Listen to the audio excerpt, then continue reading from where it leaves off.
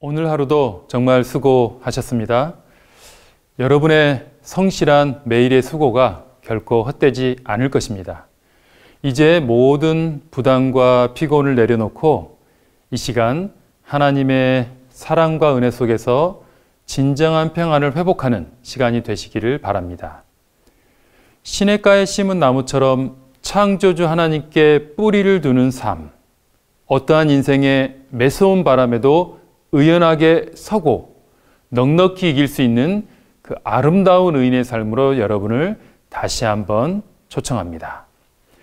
주제 성경절 시편 1편을 낭독하겠습니다. 복 있는 사람은 악인의 꾀를 좇지 아니하며 죄인의 길에 서지 아니하며 오만한 자의 자리에 앉지 아니하고 오직 하나님의 율법을 즐거워하여 그 율법을 주야로 묵상하는 자로다. 저는 시냇가에 심은 나무가 시절을 좇아 과실을 맺으며 그 잎사귀가 마르지 아니함 같으니 그 행사가 다 형통하리로다. 악인은 그렇지 않으며 오직 바람에 나는 겨와 같도다.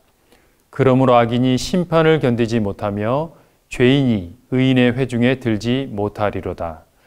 대저 의인의 길은 하나님께서 인정하시나 악인의 길은 망하리로다.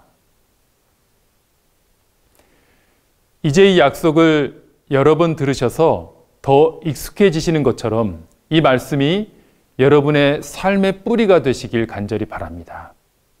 오늘은 세 번째 시간으로 천영에서 영광으로 라는 제목으로 하나님의 뜻을 함께 나누겠습니다.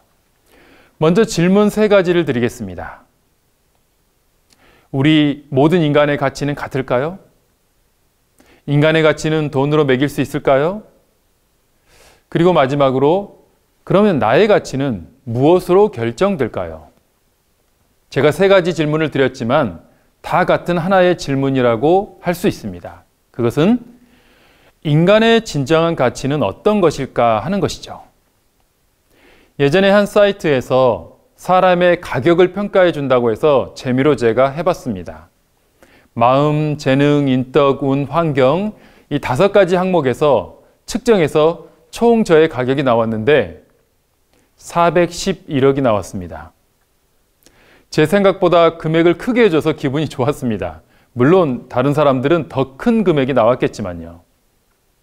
그러나 현실에서는 반대로 결혼정보회사 이 등급표를 보고 제가 충격을 먹은 적이 있습니다.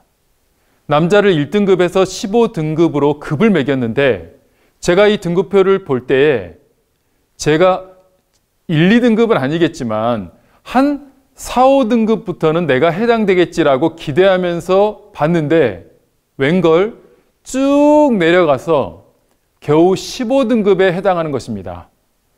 아이고 참 내가 요즘 기준으로 이것밖에 안 되는구나 라고 좀 슬펐지만 그나마 이미 결혼해서 다행이다. 그리고 이 기준에 따르면 15등급인 저와 결혼해준 지금 아내에게 고맙다는 마음이 들었습니다. 다 귀하고 소중한 사람인데 이 금수저, 흑수저로 대표되는 이 사회 곳곳에서 이 결혼 등급표 같이 자신의 가치에 대해 고민하고 힘들어하는 사람들이 너무너무 많습니다. 나의 가치라는 것은 바로 이 자존감, 즉 자아 존중감을 말합니다. 내가 나를 존중하고 사랑하는 것이 자존감입니다. 그리고 그 자존감은 내가 이 세상에 존재하고 살아가는 이유와 목적에 뿌리를 두고 있습니다. 그 뿌리가 약하면 자존감이 약하고 인생의 바람에도 무너지기 쉽습니다. 한 이야기를 들려드리겠습니다. 1930년대에 아직 인종차별이 남아있던 미국 시카고에서 있었던 일입니다. 풍선 장수가 풍선을 팔기 위해 한 동네에 와서 풍선을 사줄 아이들을 찾았습니다. 그런데 이 동네 아이들은 자기들끼리 놀기 바빠서 풍선에 관심이 없었습니다. 풍선 장수는 꾀를 내었습니다. 풍선을 하나씩 하나씩 하늘로 띄워보낸 것입니다. 빨간 풍선, 파랑 풍선, 노랑 풍선, 하얀 풍선. 이 아이디어는 대성공이었습니다. 아이들은 놀기를 그치고 모두 풍선 가게로 몰려왔고 풍선을 많이 사갔습니다. 그런데 이 백인 아이들과 어울리지 못하고 풍선 가게로 오지도 못하고 멀리 앉아서 이 슬픈 얼굴로 구경만 하는 흑인 아이가 있었습니다. 그 아이들은 백인 아이들이 다 사라진 후에 조심 풍선 장수에게 다가갔습니다. 그리고 물었습니다. 아저씨, 저기 있는 저 검은 풍선은 하늘을 날 수 있나요? 라며 아무도 사가지 않고 남은 검은 풍선을 가리키며 물었습니다. 다행히 풍선 장수 아저씨는 따뜻한 분이셨고 흑인 아이가 왜 그런 질문을 하는지 잘 이해했습니다. 풍선 장수 아저씨가 어떻게 했을까요? 아저씨는 남아있던 모든 검은 풍선을 모아서 흑인 아이 앞에서 하늘로 날려보냈습니다. 그리고 아이에게 이렇게 말했습니다. 풍선이 하늘을 나는 것은 그 색깔 때문이 아니라 그 안에 있는 가스 때문이란다. 오늘 우리에게도 이 흑인 아이와 같은 자신의 가치에 대한 해결되지 않는 억울함, 불안감이 있지 않습니까? 지난 이틀 동안에 말씀드렸듯이 성경에는 부디 세상의 평가가 아니라 세상의 눈이 아니라 하늘의 가치로 인간을 보라고 거듭거듭 호소하고 있습니다. 또 하나의 성경 요한복음의 한 사건을 소개하고자 합니다. 이 예수님께서 제자들과 길을 걷고 있다가 나면서부터 맹인인 사람을 만납니다. 나면서부터 맹인, 즉 아무 어떤 원인이나 사고 없이 너무나 큰 고통과 어려움을 타고난 사람입니다. 이것을 우리는 천형이라고 합니다. 영어로도 Divine Punishment라고 해서 하늘의 벌, 천형, 우리말과 똑같습니다. 옛날이나 지금이나 동서양이나 상관없이 이 천형을 겪는 분들의 그 고통 앞에서 우리는 그저 침묵할 수밖에 없습니다. 그런데 이 맹인된 사람을 본 예수님의 제자들은 예수님께 이런 질문을 던집니다. 예수여, 이 사람이 맹인으로 태어난 것이 누구의 죄로 인함입니까? 자기입니까? 그 부모입니까? 천형의 고통을 가진 사람에게 그가 맹인으로 태어난 원인을 자신의 죄냐 부모의 죄냐라고 단정을 짓고 당연한 듯 둘 중 누구의 죄냐고 묻는 것입니다.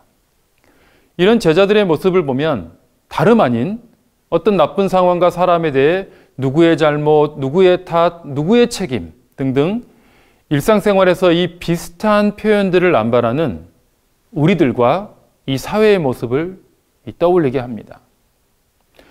특별히 당시 유대 문화는 우리 한국 문화에서도 있는 전생에 무슨 죄를 지어서라는 이런 우리 문화보다 훨씬 더 강력하게 현생의 모든 고통과 질병은 모두 조상이 나쁜 짓을 해서이다라는 가계의 저주론을 철저히 믿고 있었습니다. 즉 맹인된 것은 그의 조상이 죄를 지어서 저주를 받았다고 단정짓고 죄인이니 고통받아 마땅해라고 당당히 그들을 차별했던 것이죠. 옛날 유대 문화에만 그럴까요?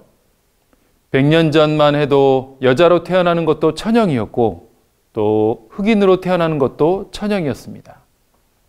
오늘날은 뭐가 다를까요? 겉만 다를 뿐 일일이 다 말할 필요도 없이 너무나 많은 환경과 천형에 대한 차별이 존재하고 있습니다. 그러나 이런 상황에서 예수님은 달랐습니다. 제자들의 매정한 질문에 답하지 않으시고 전혀 다른 대답을 하십니다.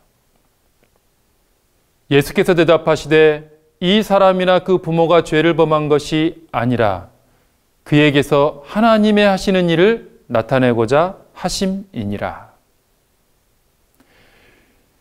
예수님께서는 인간의 천형의 고통 앞에서 먼저는 누구의 탓도 아니다 라고 선언하십니다. 그리고 그 천형이 하나님의 일, 하나님의 영광을 나타낼 수 있다고 하십니다. 사람은 그 앞에서 아무 말도 할 수 없는 인간의 고통, 천형 앞에서 예수님께서는 그것조차도 하나님의 영광이 될 수 있음을 이 사건을 통해 우리에게 보여주셨습니다. 이 사건이 맹인이 눈을 뜬 기적이 일어난 실로암 사건입니다. 예수님은 이렇듯 오늘 우리가 가진 모든 아쉬움과 때로는 천형 같은 상황을 영광으로 바꿀 수 있는 분이십니다. 우리가 이 예수님을 믿는다면 나의 모든 단점과 불리한 여건조차도 극복할 수 있는 바람에 흔들리지 않은 인생을 살아갈 수 있는 것입니다.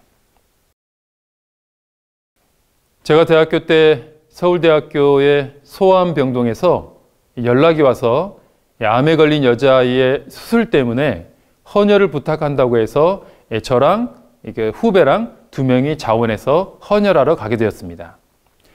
저는 처음으로 소아암 병동에 가서 미리 그 아이를 만나게 되었는데요. 먼저는 소아암 병동에 너무 많은 소아암 환자들이 있는 것에 놀랐고 마음이 아팠고, 그때 처음 한 사실은 이 어린이 암 환자는 태어날 때부터 암을 가지고 태어난다는 것을 알게 되었습니다. 제가 헌혈하게 될 여자아이는 이 계속되는 치료에 머리카락도 없고 신경이 날카로운 상태였습니다. 이 아이는 이제 더 이상 치료가 어려워 마지막 수술을 앞두고 있었고, 그 수술 중에 위험한 상황, 이 혈관이 터진다든지 그런 상황을 대비해 제가 바로 수술 중 헌혈할 수 있도록 기다리는 것이었습니다. 수술 당일에 그 아이의 아버지가 저희를 데리러 오셨고, 저희는 병원 대기실에서 거의 6시간 이상을 초조하게 정말 좋은 소식이 들리기를 기다리고 있었습니다. 6시간 정도 지나고 아버지가 저희에게 오셨습니다. 저희는 그 아버지의 슬픈 얼굴을 보자마자 수술이 실패했다는 것을 바로 알 수 있었습니다. 이미 암이 너무 퍼져 수술을 결국 마치지 못하고 그냥 덮었다는 것이었습니다. 사실상 딸의 죽음을 선고받은 아버지는 저희를 대학까지 데려다 준다고 하셨는데, 저는 그 아버지 앞에서 그때부터 차마 뭘 말해야 할지 모르고 안절부절해서 그 자리에서 벗어나고 싶었습니다. 그러나 그 아버지는 모르는 사람에게 헌혈을 해주겠다고 와준 청년들을 그냥 보낼 수 없었든지 차로 데려다 주시고 또 도중에 비싼 식사도 사주셨습니다. 그러나 식사 중에도 아버지의 그 고통을 알기에 음식이 아니라 모래를 씹는 듯 했습니다. 그리고 그 아버지는 저에게 뭐라 말을 많이 하셨습니다. 그 중에 저에게 당부 같은 것을 하셨습니다. 아직도 또렷이 기억하고 있는데, 나중에 제가 결혼해서 아이를 낳으면 첫째로는 임신 전에 술, 담배를 하지 마라. 그리고 두 번째는 출산을 꼭 큰 병원에서 하고 바로 아이의 종합검진을 받게 하라는 것이었습니다. 이 두 가지는 바로 아버지가 지금 아이의 그 고통과 죽음이 자기의 잘못이라고, 자기가 그렇게 하지 않았기 때문이라는 것을 자책하면서 하는, 자신에게 하는 말이었습니다. 그 아버지와 헤어지고 다시는 그 아이와 아버지를 만나지 못했지만 저는 그 경험과 사건을 잊을 수가 없습니다. 나이가 이제 들고 나니 무엇보다 아이의 죽음을 자신의 탓, 자신의 잘못이라고 하는 그 아버지의 자책하는 얼굴이 늘 떠오릅니다. 아닙니다. 아버지의 탓이 아닙니다. 라는 말을 해드리지 못한 것이 아직도 제 마음에 걸립니다. 오늘 우리 모든 인생의 천형 같은 원치 않은 슬픔과 고통 앞에서 누군가는 너의 탓이 아니다, 너의 잘못이 아니다 라고 해줄 분이 필요합니다. 한 발 더 나아가 오히려 그 고통과 슬픔조차도 내가 영광과 기쁨으로 바꿔줄 수 있다는 그 약속이 필요한 것입니다. 오늘 실로암 사건처럼 예수님의 그 약속을 믿는다면 우리는 진정 어떤 바람에도, 심지어 천연과 같은 바람에서도 우리는 쓰러지지 않는 굳건한 나무가 될 수 있는 것입니다. 이제 오늘 말씀을 마치면서 어제의 이사야서의 하나님의 사랑의 표현을 다시 한번 대신 고백합니다. 내가 내 눈에 보배롭고 존귀하며 내가 너를 사랑하였은즉 두려워하지 말라. 내가 너와 함께하며 내 이름으로 불려지는 모든 자, 곧 내가 내 영광을 위하여 창조한 자를 오게 하라. 그를 내가 지었고 그를 내가 만들었느니라. 모든 우리 삶의 아쉬움과 허무감, 슬픔과 후회, 그리고 고통과 이 어려움조차도 하나님으로 인해 영광으로 또 기쁨으로 바뀔 수 있습니다. 그 경험을 했기에 오늘 우리는 성경의 하나님을 신뢰하고 있는 것입니다. 여러분 모두 약점이 강점이 되고 슬픔이 기쁨이 되고 천영이 영광이 되는 이 놀라운 믿음에 참여하시길 간절히 바라며 오늘 말씀을 마치겠습니다. 함께 기도하겠습니다. 하늘에 계신 감사하신 아버지 하나님, 오늘 귀한 말씀으로 우리의 모든 슬픔과 심지어 천연까지도 기쁨과 영광이 될 수 있다는 귀한 약속을 주셔서 감사합니다. 우리의 마음을 열어주시고 이 약속을 믿게 해주셔서 우리 모든 삶이 하나님 안에서 뿌리를 내리고 어떤 바람에도 흔들리지 않는 굳건한 삶을 살 수 있도록 하나님 우리 모두를 그 믿음 안으로 인도해 주시옵소서. 예수님의 이름으로 간절히 기도드립니다. 아멘.